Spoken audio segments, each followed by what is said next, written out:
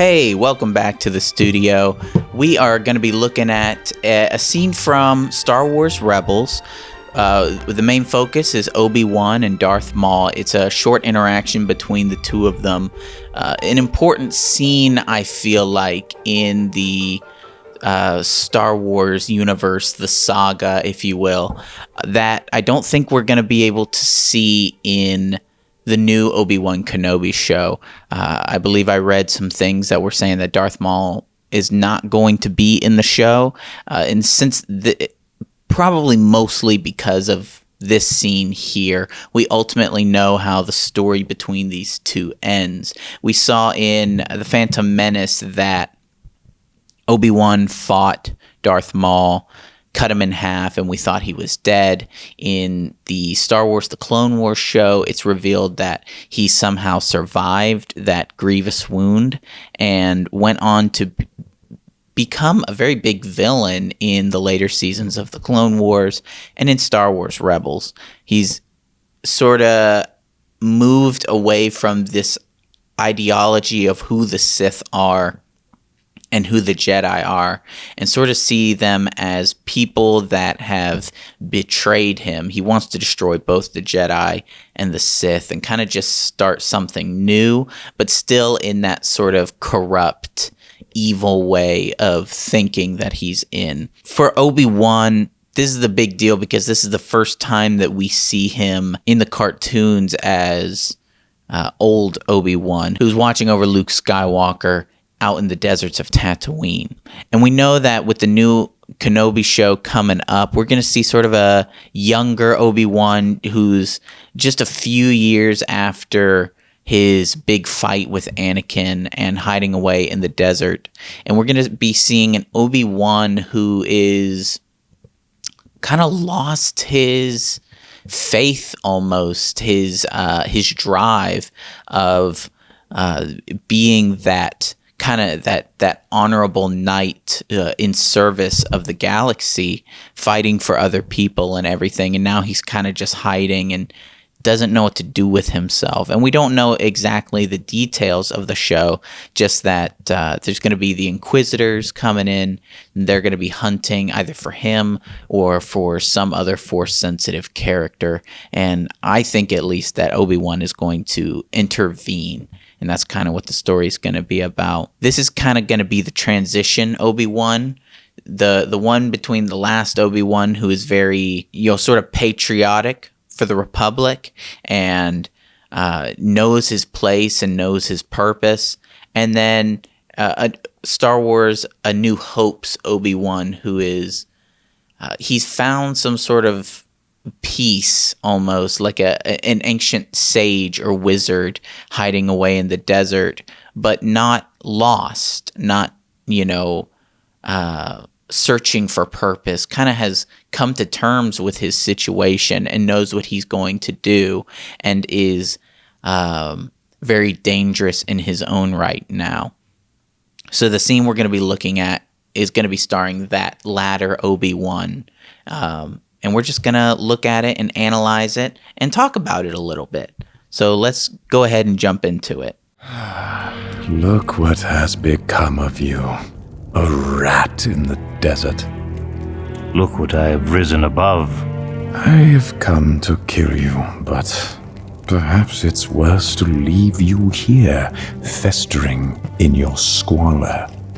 If you define yourself by your power to take life, a desire to dominate, to possess, then you have nothing.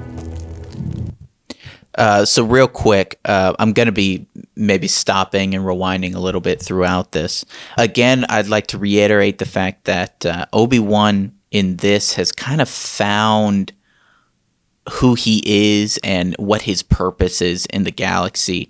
And it's pretty obvious that Darth Maul doesn't understand what that means. He thinks that Obi-Wan is kind of just rotting out here and hiding away from everyone, and doesn't understand that there's a bigger purpose than his own goals and his own desires. And even Obi-Wan says that if you value certain things like by like how you can fight or take a life or whatever. You're not going to find a true meaning, a true passion. And so we see that this Obi-Wan is a big contrast to the Obi-Wan that we're going to see in the Kenobi show. So let's keep watching. And what do you have?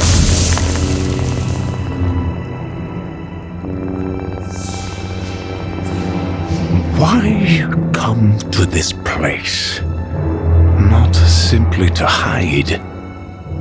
Oh, you have a purpose here.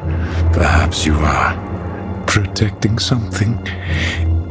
No. Protecting someone. This is a very poignant moment, I think.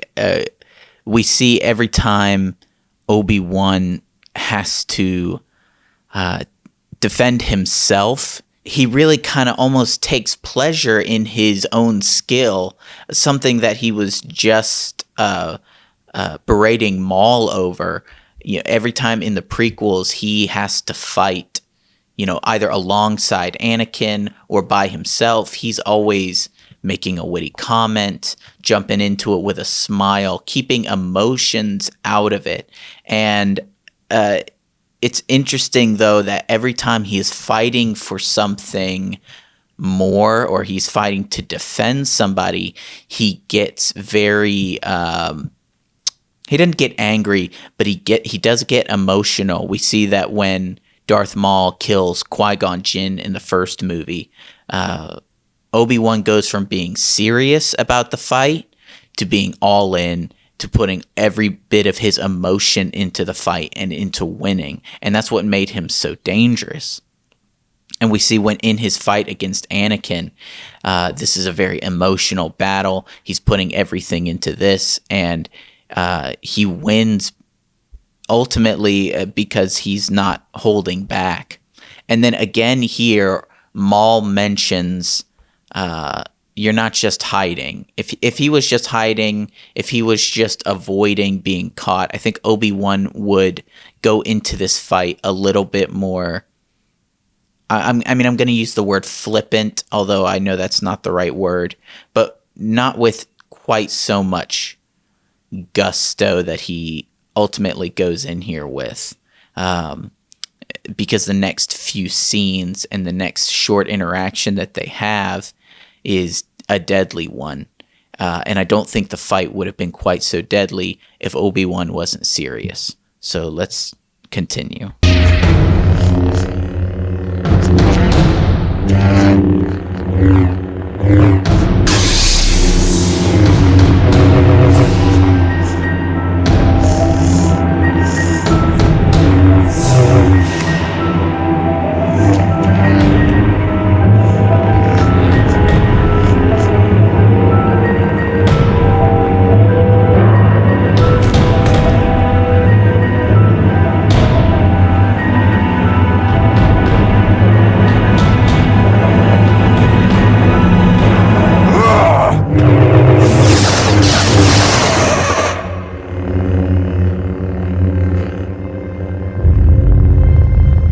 Very short interaction. I remember watching this for the first time and I thought, oh yeah, here we go. These two aren't really mincing words here.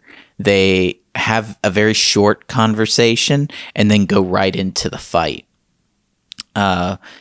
Which I feel like kind of makes sense. They've both been through quite a bit at this point. They don't really need to have a long, drawn-out kind of Luke Vader conversation. They know that they're enemies. They know that their goals are different. And so they're just throwing a few words at each other.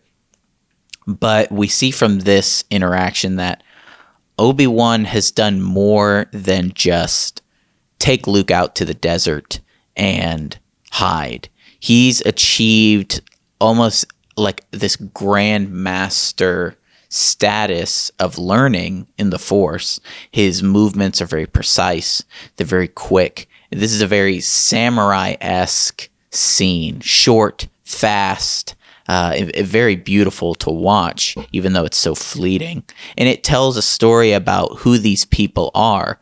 Maul has not changed over the years. He's not developed a new fighting style. He has relied on the strength that he has and the anger that he has throughout the series, whereas Obi-Wan clearly by this point has changed quite a bit and is furthering not only his ability with the Force, his ability with patience and time, but also his abilities with the lightsaber and, the usage of it.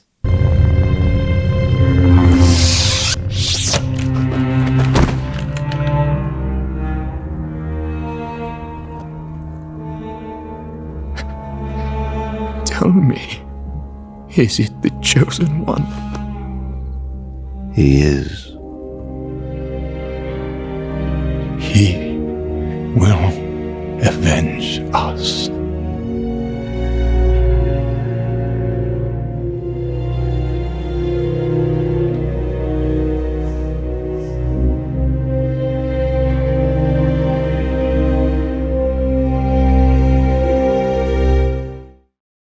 That last part, it goes to show that Maul still believes that he was wronged.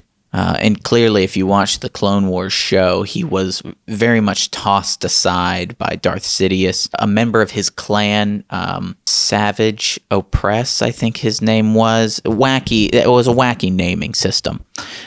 Savage was killed by Darth Sidious, and then Darth Maul was sort of tossed aside, not to be the apprentice anymore. But he's still under the idea that he was wronged and he needs to be avenged. And he, I think, believes that Obi-Wan kind of feels the same way too.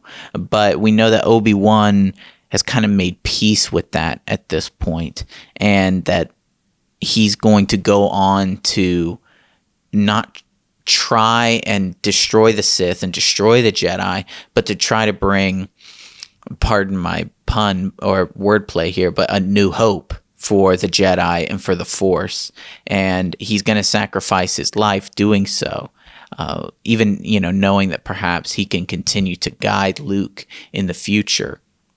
Also, the training that he has gone through here on Tatooine, and I do believe he was training. I don't think he was sitting idle by and just waiting, but I think he was training, and I think that training prepares him for being the Force ghost kind of character and helping to guide Luke even after he's gone and sort of joined in with the Force after he's dead. But it's really cool to see what Obi-Wan looked like before right at the end, at the beginning of the Empire's reign, and right here, right sort of just a few short years before the events of A New Hope starts. And then it's super cool and exciting to see that middle stage, after Luke is a few years old, and Obi-Wan is still trying to process what happened, that his, best friend and apprentice, became evil, that he killed his own wife, that all the Jedi are dead.